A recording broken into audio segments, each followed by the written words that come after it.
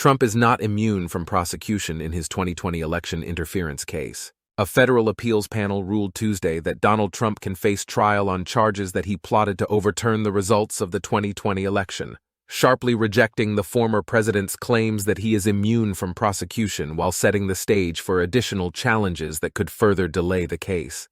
The ruling is significant not only for its stark repudiation of Trump's novel immunity claims, but also because it breathes life back into a landmark prosecution that had been effectively frozen for weeks as the court considered the appeal. Yet the one-month gap between when the court heard arguments and issued its ruling has already created uncertainty about the timing of a trial in a calendar-jammed election year, with the judge overseeing the case last week canceling the initial March 4th date.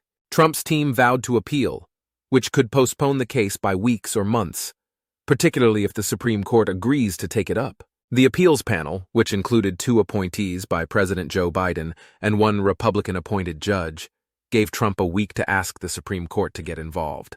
The eventual trial date carries enormous political ramifications, with special counsel Jack Smith's team hoping to prosecute Trump this year and the Republican frontrunner seeking to delay it until after the November election.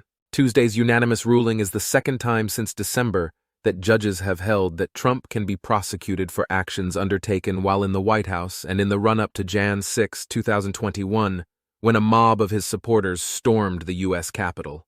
For the purpose of this criminal case, former President Trump has become Citizen Trump, with all of the defenses of any other criminal defendant, the court wrote.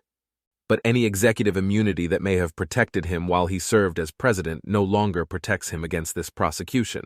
The judges said the public interest in criminal accountability outweighs the potential risks of chilling presidential action, turning aside the claim that a president has unbounded authority to commit crimes that would prevent the recognition of election results or violate the rights of citizens to vote.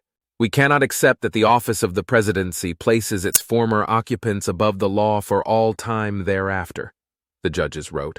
A Trump spokesman said Tuesday that Trump would appeal the ruling in order to safeguard the presidency and the Constitution.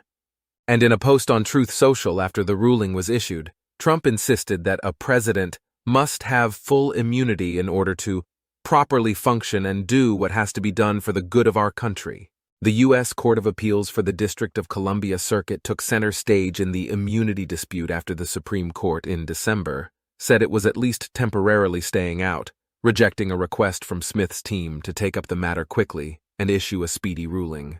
There is no timetable for the Supreme Court to act, but the justices are likely to seek Smith's input before deciding whether to keep the legal rulings against the former president in place. If the court declines to consider the appeal, U.S. District Judge Tanya Chutkan would be able to restart the trial proceedings.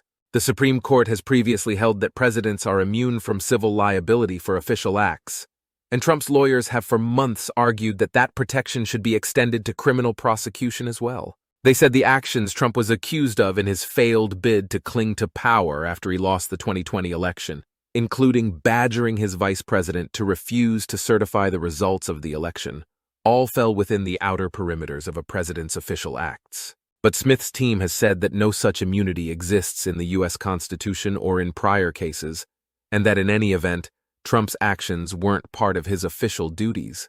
Chutkan, who is presiding over the case, rejected Trump's arguments in a December opinion that said the office of the president does not confer a lifelong get-out-of-jail-free pass,